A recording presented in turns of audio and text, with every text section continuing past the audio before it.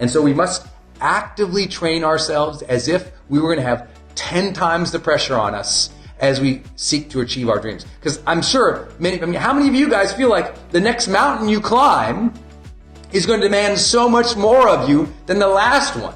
Like many of you guys, you got your dreams and your eyes set on huge ambitions, huge aspirations to provide for your family, to change the world, to do something significant and important.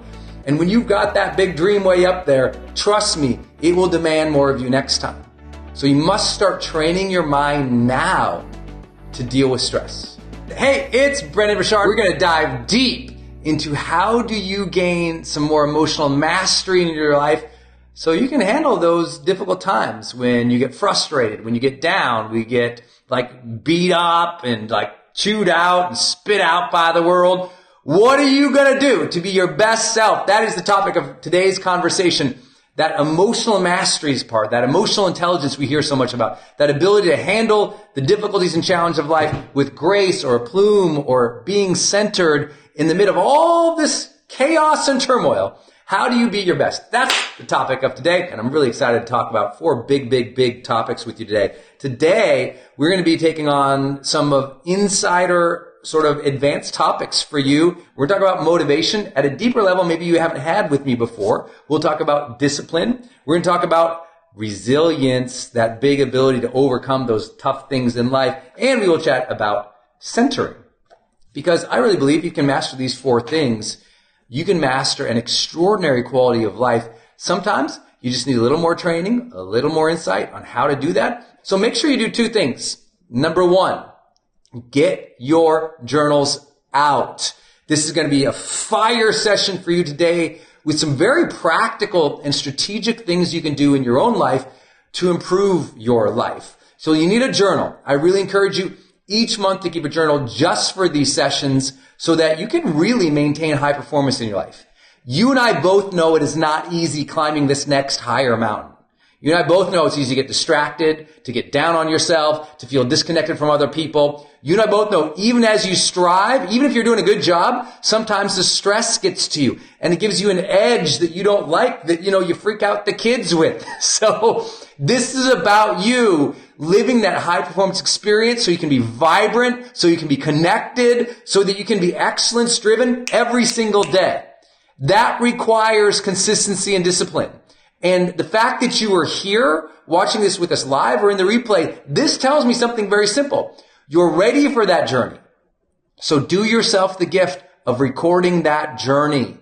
Bust out your journal. Keep a separate journal just for your high performance training because you want a place to be able to go to and say, oh, right, these are the reminders of how to be my best self. Here they are. And that will really support you. I appreciate you. I know we're all working on our lives and doing our best. And when you get together in a community of people like we have here, and certainly at our events, you can feel that magic and that fire. And I'll tell you, I hope that from wherever you're at in the world, you can feel my energy right now. I want to give you a vibrant, joyous boost of good mojo today. Like if all we did each month is get you back in connection with yourself and your ambition to live a great quality of life, got you back in connection with that vibrancy, that health, that spirit, that internal power that you have, if all we did every single month is help you get back on track to what you're doing, this is worth it. So bust out that journal. Here we go. We're going to talk about 4 things to gain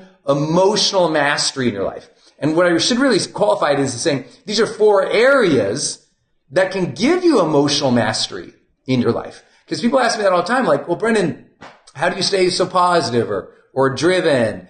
When everybody's, out there, hating on you on social media or, people doubt you or, somebody doesn't support you or I lost my way or I had this huge setback. How do I deal with all that? I think these are the 4 areas you must learn to master in your life. It takes a lot of focus, a lot of intention, but if you do it, you will have a personal power that nothing can take away from, that nothing can stop. And I'm telling you, I've worked on these things for 23 years in my personal life, in my professional practice. And I think when you learn to master these areas, this will change everything. Now, these 4 areas are not necessarily in a specific order today, okay? Not necessarily in a specific order today. But I really believe that these 4 areas, when I think about them, if I do approach them in terms of my mastery in each area in the way I'll present today, it helps me personally.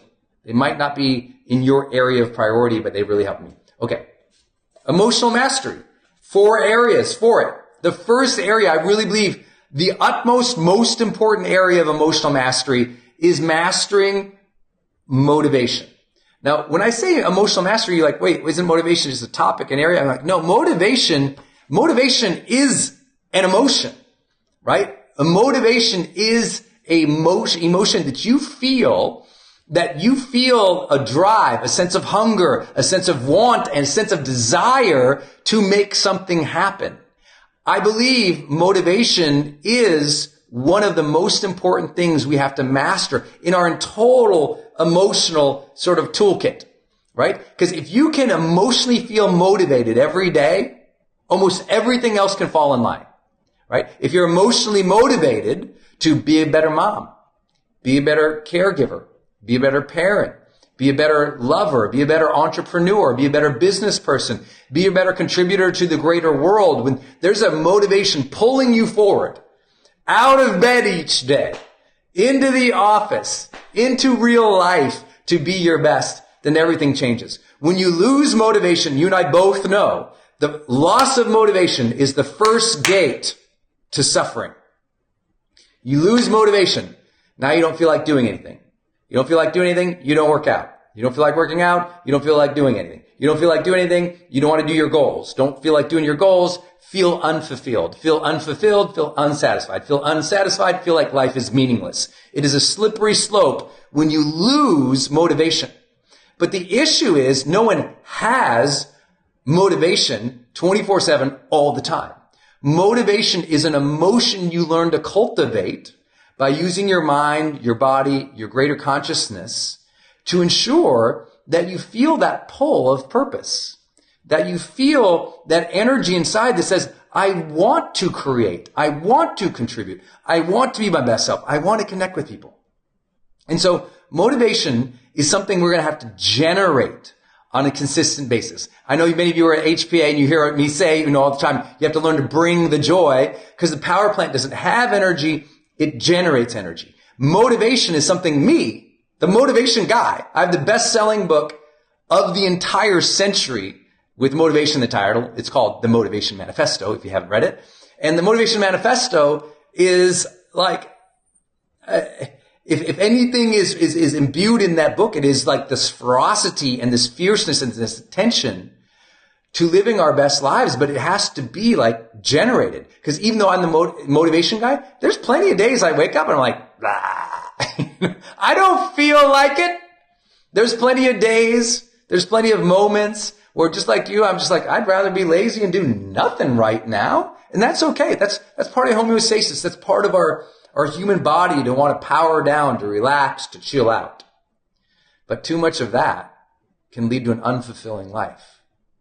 So we must learn to generate the emotions of drive, desire, go-gettedness, whatever you want to call motivation. And so it's something that we have to learn to stoke. Motivation is an emotion we feel by either luck or by purposeful, conscious design. I just choose to design it into my day every single day. For those who were with us at HPA, here's a little quick idea for you, a little quick reminder that motivation is driven by certain things. You have a spark, you have something that sustains it, and you have something that grows it. Okay? The spark of motivation, which is how I anchor into being motivated each day, is ambition. All motivation begins with the desire or hunger and ambition for more, whether that's more depth or more connection or more contribution or more abundance or more wealth or more love. Like we just want more of something. And that says, I want to go get that. Like we see a fancier car, it's better than our car, I want to go get that. We see like a deeper love of relationship between two people, I say, I want that in my own life. Sometimes it's a visual cue. Something we see makes us want something, right? Not too far from here, there's a beach that I strolled on vacation, I don't know, a couple of years ago. And I said, I want to live here. And it was a motivation. It was a cue. I saw something, desired it, wanted it, went after it. Like, so sometimes it's a visual, it's a cue out in the world that says, I want more of that thing. And ambition can be visually cued. For some people, if you just wake up, I mean, think about it. You wake up, you grab your phone, you're like, you know, and all of a sudden you don't have any motivation. Instead, you look through all this stuff and all it did is make you feel like you're not enough, or it distracted you, or it upset you, or it created, you know, anger, or anxiousness. You got to be careful how you're using cues to start your day. I use cues to start my day motivated. And those cues to start my day motivated are things like I literally wake up and I'll wake up and I'll think of things that I'm grateful for and that I want to give in life. I'll wake up and I'll think about someone I want to do something nice for or surprise today. I'll think of something I can be excited about today. I'll, as soon as possible in the morning, revisit my ambitions list, my goals list. I'll look at them. I'll not wander through the day looking at social media and then, oh, I guess it's time to work and look at my goals. It's like my goals, I mean, in the first few minutes of the day, I'm revisiting them. And what I'm doing is when I'm looking at my goals or my agenda or my schedule, I'm looking at it and I'm thinking, okay, why do I want this? What would life be like this? How could I go get it? What should I do today to make that happen?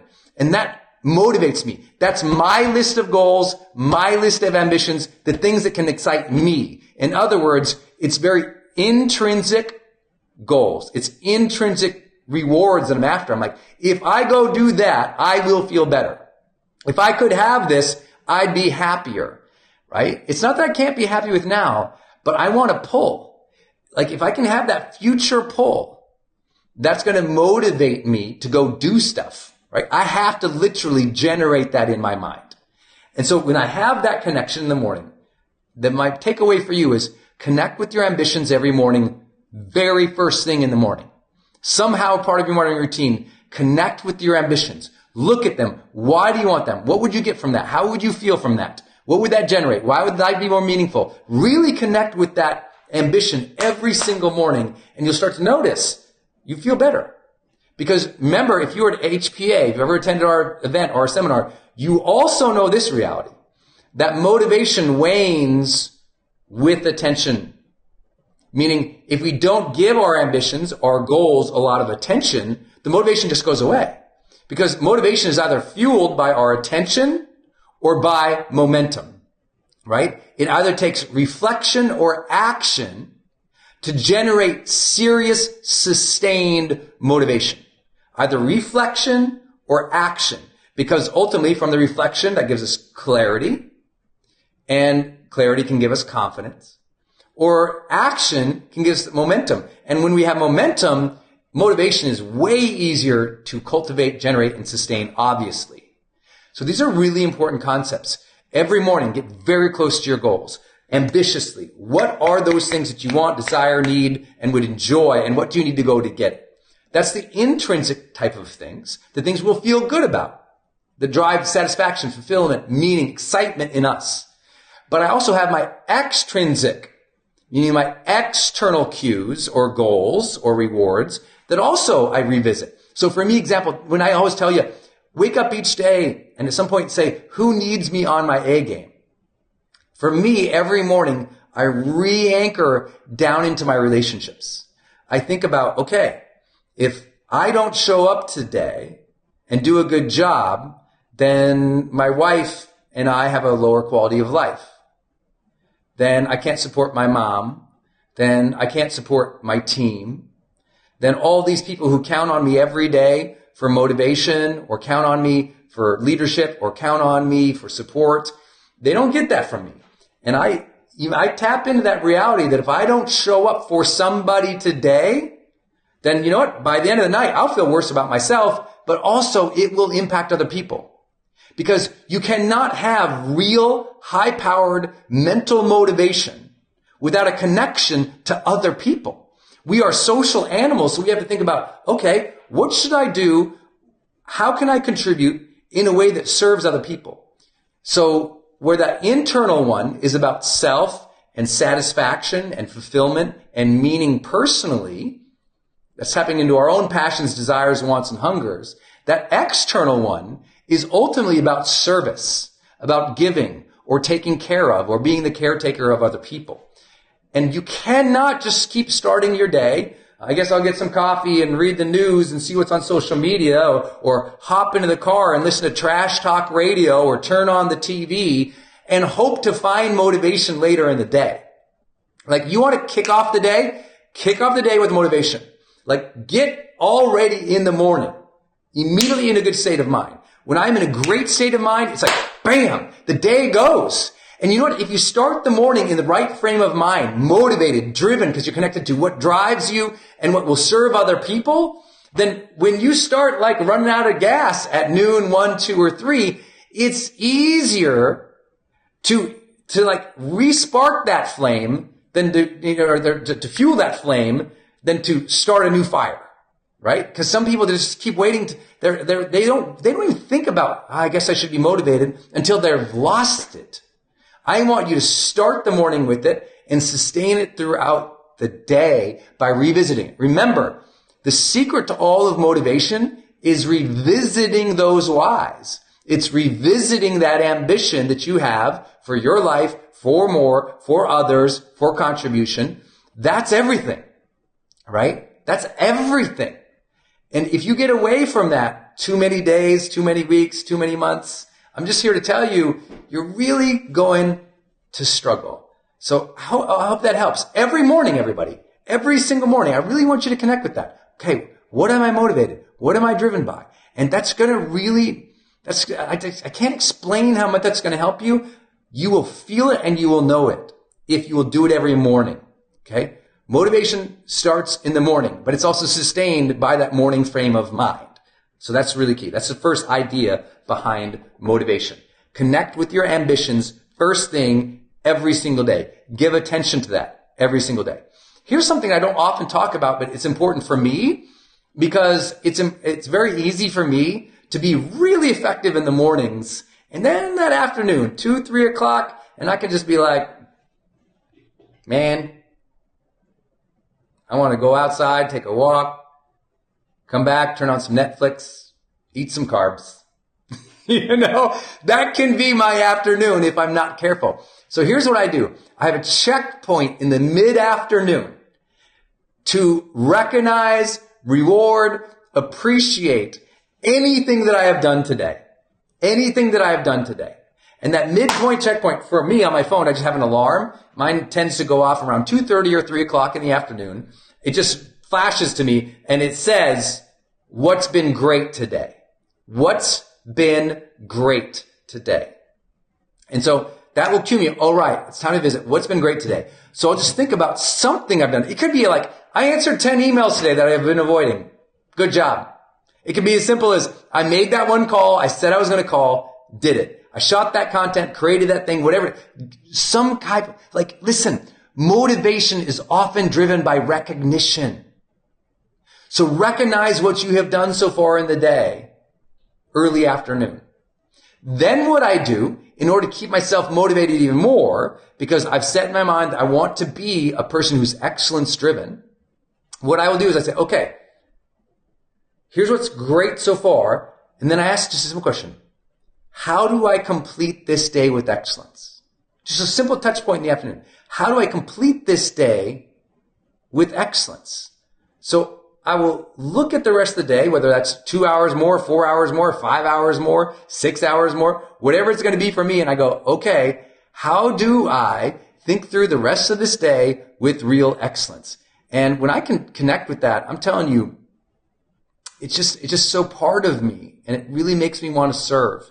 So please think about having a mid-afternoon connection point to keep yourself motivated. You'll feel a whole different quality of life come in. I promise it's a different experience for people, because most people, they're just running and gunning through the day. They don't realize or understand or accept how challenging it is to lose motivation. And so many people, they've gone weeks without being motivated. They're going through the motions, but there's no energy. There's no emotional pull towards something better. And because they're lacking that emotional pull, what ends up happening? They dog it. They don't contribute as much. they react and sort of create, and all of a sudden a couple of weeks later, they're like, I don't know why I'm so unfulfilled. Well, no duh, you're so unfulfilled because you haven't been tapping into that emotion of motivation. When we lack motivation, it is a slippery slope to suffering. So please recognize that you must cultivate more motivation. What else can you do? Well, I'll tell you, it's like ambition, attention to those ambitions, effort towards those things. I think all of that is really, really, really clear. But I also really believe that a lot of motivation is simply lost because of fatigue. So let's say you're doing all those things, but you're wiped out. You're tired. Like, a lot of motivation really rests on how you feel physically. If you feel lethargic, you feel tired, you have the flu, it's harder to be more motivated. You can still do it by doing what I've talked about. Re-cue yourself, reconnect with those things. But health-wise, it's really critical for you to say, okay, if I want to be motivated long-term, I need to feel greater levels of mobility and energy in my body. So if you ever hung out around me, I'm constantly bouncing and moving and breathing. And if you've been with me at HPA, you see some of these practices, this breath work that I do, that I'm activating and opening up my body so that my body says, let's go, versus, right? So my body's not like, oh, I ate this terrible thing. Instead, my body says, I feel refueled. I feel ready to go. Let's go. So I manage my sleep, my diet, my health in ways that support my mental clarity and energy. And I know that, like, sometimes people think motivation is just a mental game. I'm like, yes, but your mind and your body are connected. If your body is lethargic, so is your mind, right? That brain-body connection is real, y'all. And I know you know that. You've been sick. You've been tired. There's times when you've been out of shape. You feel terrible. So I'm here to encourage you, as I always do. If every single month in high performance, I have to cheer you on to get in better health, to prioritize your health, to sleep good, to eat well, to move. If I have to do that every single month, I will do that. I will be your champion. I will cheer you on. I want you in excellent health this year. So please hear me cheer that on every single month, because I just know I get you in better health. I get you in better mental health.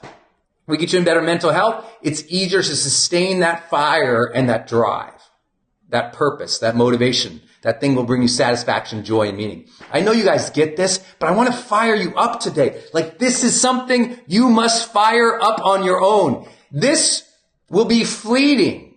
Of course it's fleeting if you never look at it. I tell people all the time, no wonder you're not motivated. You haven't thought about what motivates you in 3 days. Just think about that. No wonder you're not motivated. You haven't thought about what motivates you in 3 days. Every morning, I'm a deep dive in what's going to motivate me. I get excited about it. I look at it, I'm like, okay, let's go. All right, what's next? Number 2. Here's something that people ask me a lot about, and I really believe. So 1, master this emotionally. How do you master it emotionally? You visit it every single day mentally, and you take care of the physical body to allow this to spark and fire even more. I hope that makes sense. Let's talk about the second area, discipline. Because people ask me about this one all the time, like, Brendon, oh my gosh, you're so disciplined. Well, 1, discipline's easy if you connect with motivation. Like these two, these are spouses right here. Okay. These know each other. These are everything together. But listen, discipline is something that I am not naturally good at. But discipline is not a skill like you're naturally good at. Discipline is something that by repeated behavior, it's easier to maintain and develop, just like motivation. So a couple ideas for those of you who go, Brendon, I lack discipline. Well, no, usually people don't lack discipline. They lack desire. They're not connected to their desire enough, so discipline falls flat. Connect with this every day, discipline gets easier. Okay? Very simple. So first, connect with your motivations every day in a deep way. Second, with discipline, there's a couple of simple things you can do. No matter what habit, idea, or thing you're trying to do, with discipline, set up your schedule. Like, if you tell somebody, if you're like, I don't work out, I have no discipline. No, you probably don't have a schedule. Those are 2 different things. Okay? Most people just like, well, I don't have enough discipline. I go, no, you don't have a schedule. So what do you need to do? You want to start working out and you usually don't work out? Okay, great. You say 7 a.m. every day in the gym. And you set it up so that something is consistent to get the ball rolling.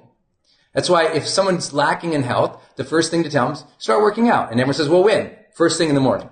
Get up and go and do it the same time every single day, right? You're going to try to write a book? Great. Find a block of time, the same time every single day to write. It's when we don't schedule things that now we're hoping to fit it in. And now when we're hoping to fit it in, we don't make it often. And we go, I must be undisciplined. I'm like, no, you're unscheduled. The two are very different. They're like, no, it's not the same thing. So schedule yourself consistently, at least until it's just part of your life. So if you haven't worked out, great. I'm going to work out every day, 7 a.m. for 30 minutes. Do it every day, 7 a.m. for 30 minutes. Well, what? I lack the discipline to do it. No, put it in the calendar. Wake up, remind yourself why you need to do it, meet that time, and do it. A consistent schedule is critical to forming the bedrock of emotional discipline. Does that make sense? We're habitual animals. If we can set the habit, the discipline locks in. So set the habit first with your schedule. Hey, look, I know many of you are at HPA. I cheered you on. I said, please, please, please take care of your health. And one simple way of doing that is there's scheduled time that you work out. Of course, it can't always be the exact same time. Of course, life comes in. But the more of those you hit, the more your body and brain just goes, this is just who I am and what I do. Because listen, we form who I am based on how we show up each day and what we do. Well, how we show up each day and what we do is dictated by who we are, but also what's in the schedule. So it's just reverse engineering who you want to be by setting a schedule of asking, what do you want to do? Like, for example, I wanted to be a writer, but I lacked the discipline of being a writer. So I said, well, I better set a schedule. Because if I lack the discipline to write every day, then what I need is a block of time that is protected, that every day that is what I do during that day. That no matter what, I sit down and I write during that day. Motivated or not, that time, butt hits chair, start writing. And here's what happened. The funniest thing. After, honestly, probably 2 years of that, it was just who I was. I'm a writer. Because I wrote every day. I wrote every day because I put it in the schedule every day, and I made sure that time was protected every day for nothing but that activity. And because nothing but that activity was scheduled in that time, most often I wrote. It's not that sometimes I still wouldn't show up and go, I don't feel like it. It was just because it was always blocked. I got enough momentum at it that it became part of my identity. Because when it's part of your identity, you don't have to force this. This just happens. Make sense? Same time every day until you get so much momentum and motivation that it becomes part of your identity and you don't have to force the identity. You don't have to force the discipline. Now, for those who goes, yeah, but Brendon, I've tried that. I still don't do it. That's because part of your discipline, you have not attached significant amount of necessity and stakes. What does that mean? First, necessity. Why is what you're doing? Why do you need to be disciplined? For your sense of identity. Like, you have to tell yourself who you are to stay disciplined. Like I say, I am a person who is driven by excellence. And because I'm a person driven by excellence, I will show up and do that. My identity compels me to do that. That's part of what we've been talking about. The second part of this discipline, though, is making sure that I set stakes, meaning rewards and punishments if I don't do what I'm supposed to do.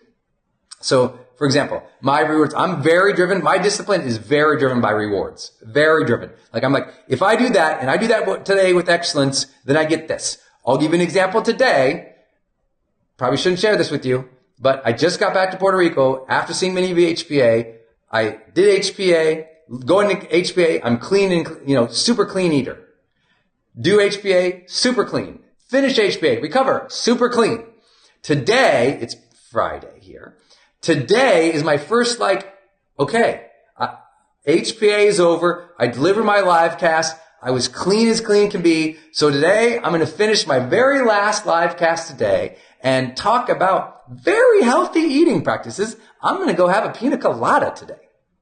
And I've been so good for a week and a half because I'm like, I'm going to have a pina colada when I get back to Puerto Rico and no one's taking that away from me. Just Just telling you how it goes, people. Sometimes discipline is structured on the back of reward and punishment.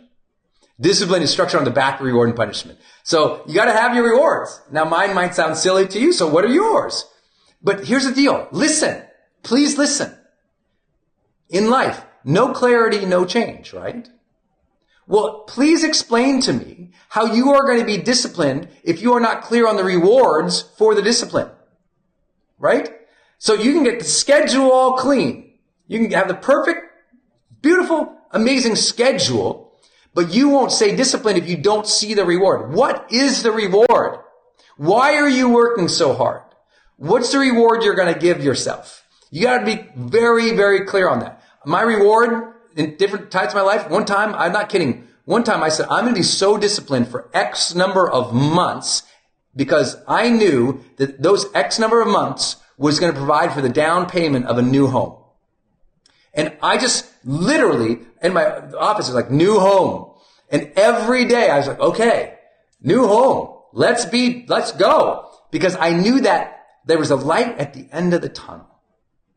And so I was like, okay, I know what that is. I'm going to be disciplined. And I worked so friggin' crazy hard and I stayed incredibly disciplined, right? Same thing. A lot of my discipline going into, like many of you were just with us at HPA. So this is important for you to understand. Like going to HPA, my discipline in the 2 or 3 weeks before HPA is so disciplined to get everything together for both the team, myself, my life, all of you at the customer. I literally I'm like, okay, so disciplined, Brendon, because then on Sunday, you will leave that stage knowing that you have helped these people. You have served your mission. You have served your purpose. You have earned the second spot at life, Brendon. You will finish that stage and you will get off stage and you will feel so fulfilled. It will all be worth it for that one moment knowing you have earned this chance, Brendon. So don't waste this chance. Earn it. I know you're tired. I know you don't want to work. I know they got that new season on Netflix. Get your butt up. Get the work done. Work for that Sunday feeling, man. Okay. Sunday done. Great. Time to recover. Well, I'd rather just, not do my active approaches, not work out, just sit around, do nothing. I'm like, no, recover well, Brendon. Okay. Why? Well, I got this live cast on Friday. That's the reward. You've wanted clients and students who'd committed to their personal development your entire life. That's what you guys are for me. I'm like, I've wanted you in my community my entire life. My whole life, I've wanted to serve people who were committed to personal development, and you're here. So recover well, Brendon. The reward will get to be live with people who your whole life you've wanted students like this. Go earn that, kid. Okay. Earn that. Great. Pina colada time. All right. It's all coming together here. You got to have your rewards. If you can't tell me your rewards, you can't fool me into thinking you're disciplined. If you can't tell me your rewards, you can't fool me into thinking you're motivated. You just can't. You can't. You need those ambitions and you need the rewards to stay disciplined. But you also need the punishments, right? You need the punishments. And the easiest way to set up punishments that are healthy are for you to share your ambitions, your dreams, your deadlines with other people. Social support will keep you disciplined, right? If you got a workout buddy, you know what I'm talking about. It's way easier to be disciplined because your workout buddy's going to show up, so you're going to show up, right? When other people are waiting on you for that deadline, it's way easier to go, I guess I better get my butt to the desk and finish writing or creating that thing. Someone's waiting on me. Because when they're waiting on you, it's easier to be more disciplined. So what I tell people to do, which is the scariest thing to do for so many people, is to socially communicate your ambitions, your goals, and your dreams, because they will hold you accountable. And we have this part of us, we're all people pleasers in some way, but we all desperately desire other people to respect us. And because we want other people to respect us, once we communicate to them a commitment, internally our unconscious goes, you know what? I better meet that commitment. And now your unconscious is in the game because it doesn't want to let other people down. It doesn't want to go against your integrity because we deeply desire inside, one of the great human drives is the drive for congruence, to be congruent with who we are, what we said we're going to do, and how we are supposed to do it in the way we communicated. And so your congruence unconsciously, so I tell people, communicate your deadlines to everybody. Communicate what you're doing to everybody. That would be scary because some people will judge you, make fun of you, tease you, cajole, like they'll hurt your feelings. Hey, that's fine. It's better to have people hating and hollering and teasing you than to have zero people cheering you on. I'll take one person going, hey, Brendon, you said you're going to have that deadline. If that one person will do that, I will allow 50,000 negative haters over here. Because they're noise, and this person is an angel, and I'm going to serve that accountability angel. And you have to think about the truth of life. Will people diminish you? Will they make fun of you? Will they hate you? Yeah. But you know when you're never going to have any discipline? Is when no one's ever held you accountable. Yourself or other people. But if people have held you accountable for a while in your life, you tend to not struggle with discipline so much. You're used to showing up for other people. So you're willing to show up for yourself and your goals and your dreams. I know it's not always exactly that way, but I hope you hear what I'm trying to communicate to you all. Because I really do feel that so many people say they lack discipline and what they really lack is a schedule. They say they lack discipline and what they really lack is the structured support of other people cheering them on. And how are you ever going to get people to cheer you on if you remain silent about the things that matter to you? How are you ever going to get people to cheer you on if you remain silent about the things that are important to you? Many of you guys read it in my book, High Performance Habits, right? The woman who became a gold medalist who said, Brendon, what made me a gold medalist is I finally started shouting from the rooftops. My goal is to become a gold medalist. She started telling everybody, and all of a sudden these people started emerging to support that desire and ambition of hers. And she always made that joke, which I love. She says, listen, when you start shouting from the rooftop what you want, don't forget when you're shouting from that rooftop, the village idiots will come and scream and point and make fun of you. But the elders will also come out and say, how can we help this young woman? How can we help this young man? Look at them ambitiously calling forth the future. Look at them willing to manifest greatness. Look at that person asking for help on a path that we have been down and we know we can serve. Let us see what this person needs. You will get the support, but you won't get support in silence. You will not get support in science.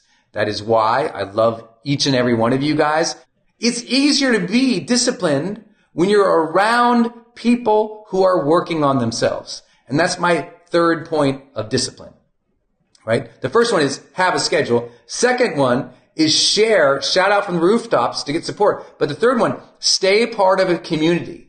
Stay here in our mentoring program, stay at our events, join our masterminds, be in another group in your local community. When you are around other strivers and high performers, discipline is part of the culture. It's part of the language. Like many of you joined this because you never got that, right? I know that experience. I know that experience. When you don't have anybody around you striving, it's easy to be a lazy ass. When you got other people who are striving, you're like, woo! I better pull the best out of myself today. These people are kicking my butt. It's the expectations of that peer group that keeps you going. You see everyone else driving and striving. It gets you out of bed in the morning a little bit. And that's hard if you're home alone with just a bunch of children by yourself sometimes. It's hard alone when you're at work with a bunch of people you don't connect with by yourself sometimes. I know how it is. Even if you have people around you, but they're not strivers, they're not high performers, it can be a downer. And that downer can hurt your discipline if you're not doing all the things we're talking about. I don't practice the things I'm talking about today because I'm so smart. I practice them because it's very clear in the literature, in positive psychology, neuroscience, high performance studies. It's just so clear how often humans need those cues. We need the cues of what's important. We need the cues of who we want to be. We need the cues of the community we want to develop. Otherwise, left to our own devices, it's Doritos, Netflix, and Diet Coke, people. I appreciate you guys being here. I see your questions coming in. I promise I'll get to them here in a little bit. I promise I will. But I have some other things to teach because I promised I would do that. So why don't we go move on to the next topic? Because I know this is a big topic for lots of people, and that is resilience. Resilience. So, do you see that trick? Do y'all see that? I go like this. But behind the scenes, I'm like, that's my little trick to drink water on livecast. Y'all know that one? I think you do. Okay. So how do you stay resilient with what you are doing? All right. Today, I just spent a whole day with my coaches talking about how do you maintain and inspire resilience. And I think the most important topics I can share briefly, what I shared with them, is first, when you have a setback or a failure, the first important thing that you start managing, monitoring, is your self-talk to yourself about how you are processing that failure, that setback. And you've got immediately, when you have a failure, a setback, a challenge point, something horrible, you immediately, instead of being discouraged, disappointed, angry, hatred, immediately flip into your learning mind and say, okay, what did I learn about this? What did I learn about myself? What did I learn about other people? What did I learn about the world? And what might I do next time to improve the situation, prevent the situation, or do better? Because by projecting yourself into the next time based on the lessons you learned, you will move through that setback earlier. Because what does everyone else do? Usually they revisit the setback and they ruminate on it, right? They keep thinking about it over and over. They think about all the reasons it went wrong, all the problems. Oh my God, oh my God, oh my God, oh my God, oh my God, oh my God, oh my God. And they watch their motivation wind down. Instead, be a student. Every time there's a failure, I'm like, what did we learn? And I very closely manage my self-talk. I'm asking, what am I saying to myself about myself after that failure? Because one part of me wants to go, Brendon, you big dummy. How could you let this happen again? You always fail. You suck. You knew this was going to happen. Look at you, still being stupid, still being a loser. OMG. And of course I could do that. But if I hear that, I'm like, that is completely not productive. Instead, I tap into the Brendon and says, hey, Brendon, you're a student, right? You're in this personal development stuff because you're curious about yourself. You're curious about living a good life. So what'd you learn? Go ahead, Brendon. Explain it to me, buddy. What did you learn about yourself during this? Aha. And what did you learn about other people in this? Mm-hmm. And what did you learn about the opportunity or the context of the world? Aha. Now, Brendon, what are you going to do next time? And that simple self-talk starts moving me into the future. And that makes me buoyant and excited. And yeah, you heard it first, motivated. Because when I think about how to do it better next time, that motivates me versus being discouraged by thinking about how it happened last time. Think about next time, motivated, last time, discouraged. So approach it from the learning mindset, manage self-talk. The key to resilience is what you are saying to yourself and how you are labeling yourself, other people, and the context. If the context, you're like, well, that real estate thing or that investment or that promotion or that marketing don't work, never does, ain't gonna work for me because I'm stupid and other people are better than me. Well, no wonder the Doritos, Diet Coke, and Netflix thing keeps happening. Right? You're talking yourself into doing nothing. I want you to talk yourself into the learning and the motivation for next time. That is the absolute key to resilience. The second aspect of resilience is very similar to discipline, which is all I want you to do is connect with somebody else and process it with them. When you suffer in silence, the suffering lasts longer. When you express and share your suffering with other people, you tend to get comfort, you tend to get understanding, compassion, and you're able to forgive yourself and move through it more quickly. That is why you need to be in a good community of people. And I know not all of you are in my mastermind.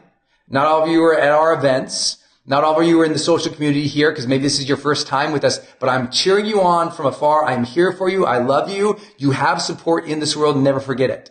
Never forget it. And if you're like, but I don't have anybody. I'm like, listen, easy answer. All I want you to do, please go volunteer for some organizations in your local community.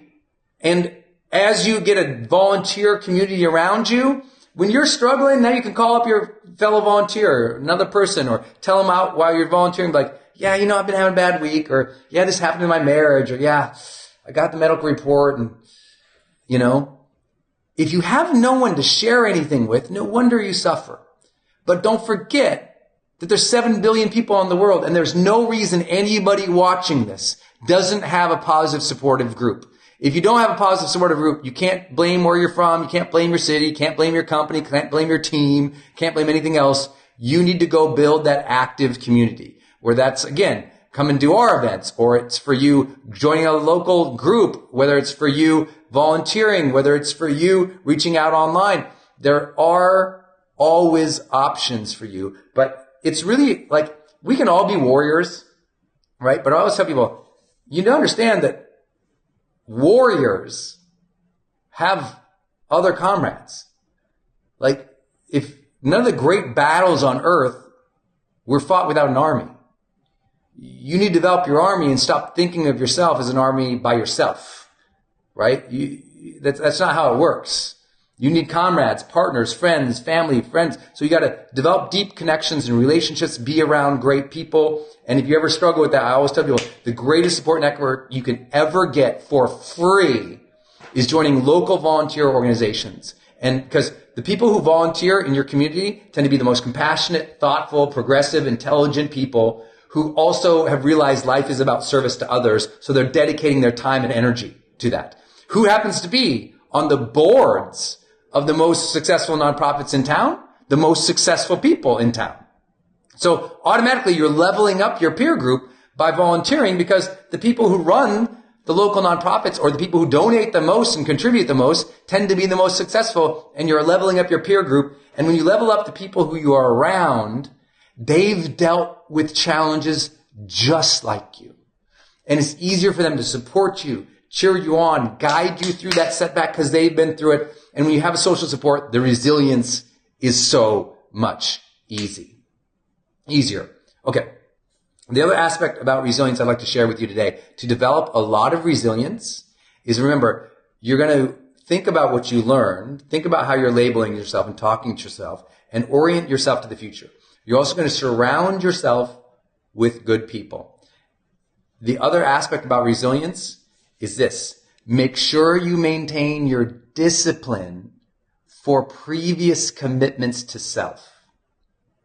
Maintain your discipline to maintain your resilience. What does that mean? Have you ever had a setback where something failed and something goes wrong and you just throw out everything? You like throw out the baby with the bathwater, right? You had a setback in your career, and like you had a horrible day at work. And the next day when you're supposed to work out, you throw that out, right? You're supposed to go volunteer, you throw that out. You're supposed to meet your friend, you throw that. Like, you let one setback throw out and like destroy everything else. It's like one domino falls, you let it fall into everything else. So all your other habits you fall off of, and now you're in a deeper pit of despair. So I always tell people, listen, for me as an example, when I have a bad work day, I make damn sure I get that workout the next morning. If somebody in a relationship lies, cheats, steals, is terrible in partner or business or whatever, I'm like, okay, well then I better make sure. I said tomorrow at 3, I'm going to write. Meaning when one thing falls, that's the time to stick with diligence and discipline to the other things that are certain. Because what people do is they have a bad day, and then they knock down all the dominoes of goodness in their life, and now they're in despair. So I'm here to tell you, it's really important when you do struggle and fail at something to make sure you keep your other commitments.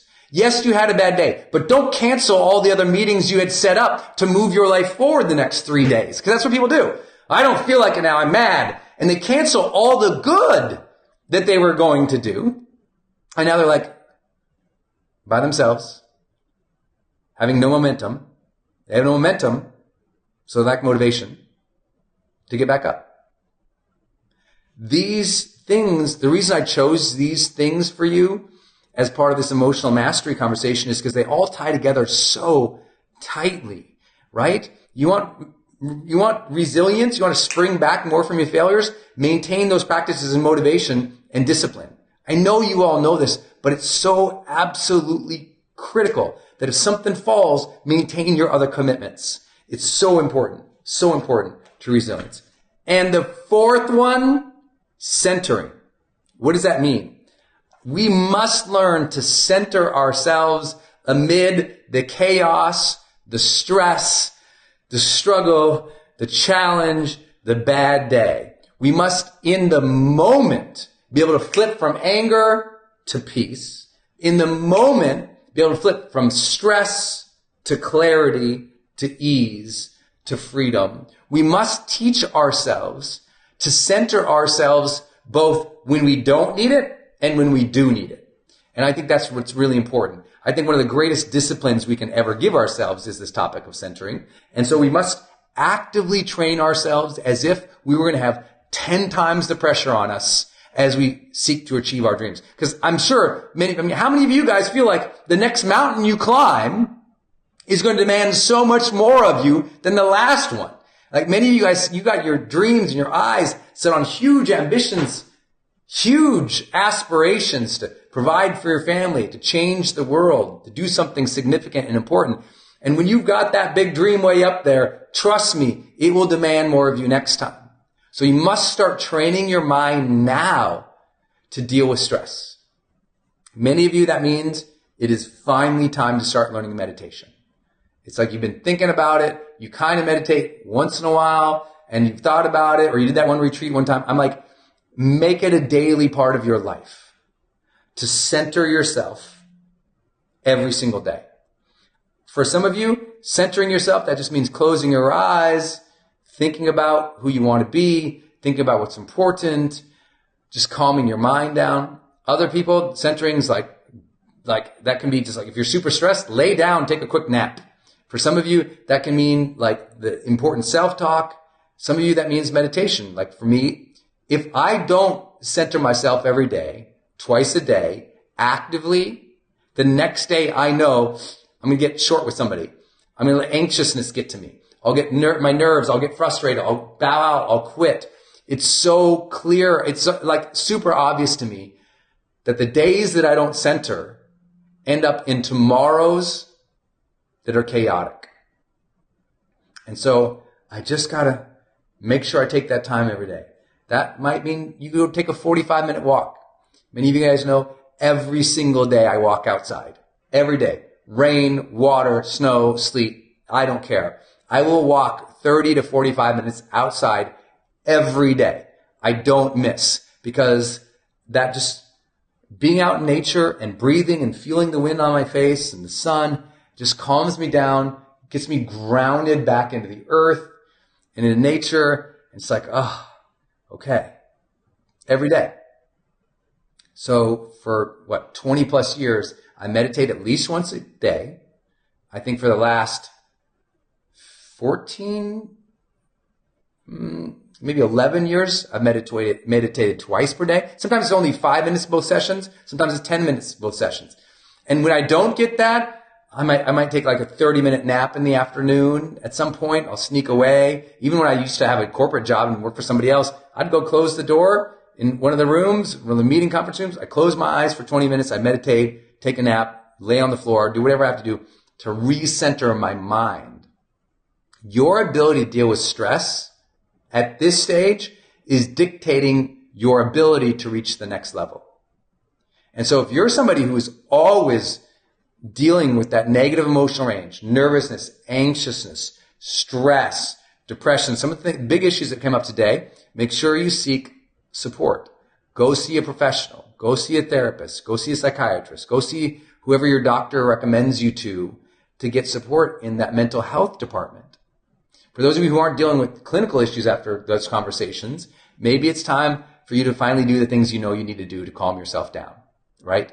Don't look at so much social media every day, because going into here is not centering you. This is reaction mode. That's all this is. Reaction, reaction, reaction, reaction, reaction, reaction. And every one of these swipes is firing more chaos in your brain. Like literally, it's hitting more dopamine. And it feels reward, reward, reward, reward, reward. But your eyes are burning. Your attention is burning. You're exhausted after, not reinvigorated. We need reinvigorating activities for you each day. So what are some reinvigorating activities? Reinvigorating activities for me always start with sleep, always include meditation, always include a walk outside. For me, always include a cold shower. I know none of you're going to hate the idea of a cold shower. For me, I take adaptogens. These are stress support supplements that help me just like, okay, more able to deal with the stress because my mind is a squirrel and it's crazy. So it centers me. Again, that's the same product. It's HPX optimized for me. Some of you might take supplements that you. Maybe you take some like calming chamomile tea, right? That costs super cheap. Like whatever you need to do, you need a centering practice every day. Because the more you center yourself every day as a discipline, then in the moments that matter, the more you're able to lock it in. So a couple things you can do in moments that matter, right? When all of a sudden you feel yourself get angry, you feel yourself get freaked out, and that's about to win. The very first move you must do when you feel that coming on, when you're like getting whacked around into chaos, the very first thing I want you to always remember to do is center in on your breath.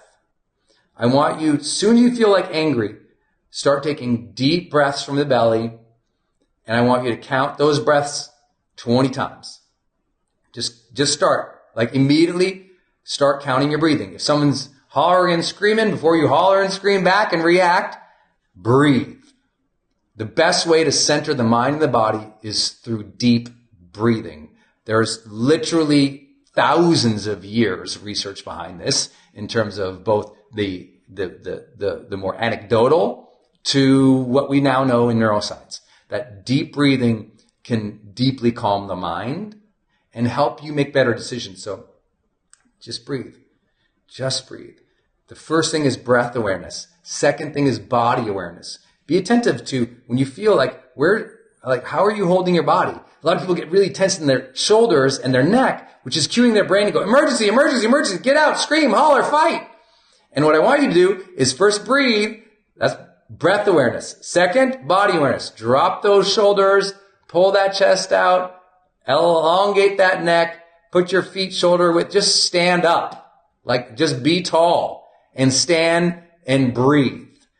That's huge. If you're alone and you're feeling these things, or if it's proper, I mean, because sometimes I do this with my wife and she's around, all of a sudden I start feeling anxious, upset or something. I will literally drop down in a downward dog. I will breathe. I will roll around on the floor I would just go, I'm telling you what, I will just start stretching myself out right as we're in a conflict.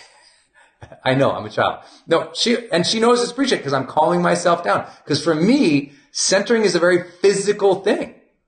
It really is. It's a physical thing, and that's so important for me. So breath awareness, number one. And I really encourage you to set an intention to count. Don't just focus on your breath. Count. Breathe, count. Breathe, count. Breathe, count. Second, make sure you use your body.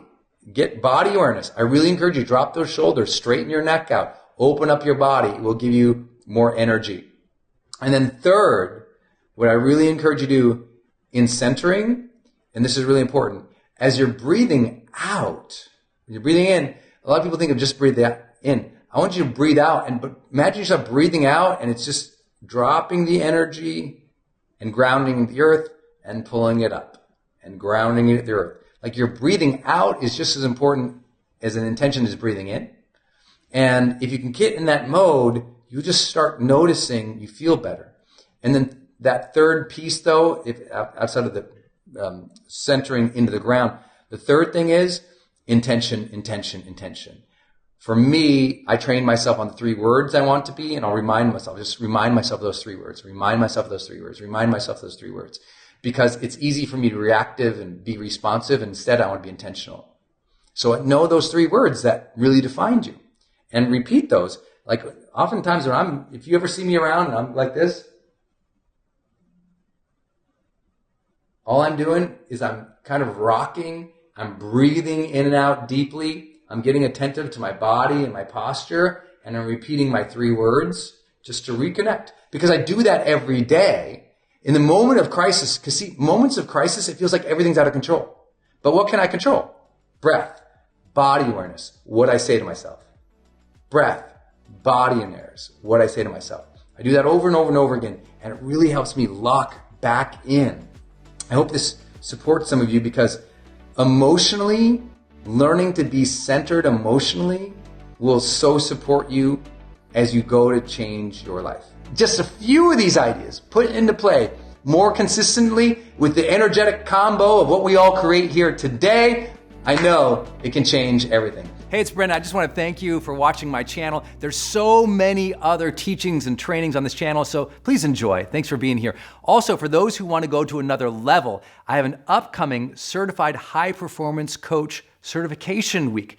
This is where I teach you and certify you to become a world-class life coach. We call them certified high performance coaches. You can click the link in the description right now to apply and to learn about our upcoming certification week. If you want to go to another level as a life coach and you want me to certify you and help you, make sure you click that link and take advantage of it right now. Enrollment is open today.